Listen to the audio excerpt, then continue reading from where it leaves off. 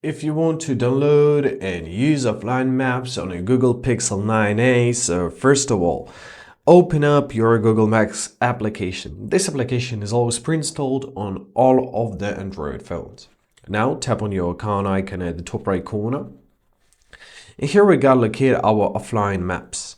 Now press select your own map. So choose which area do you want to download.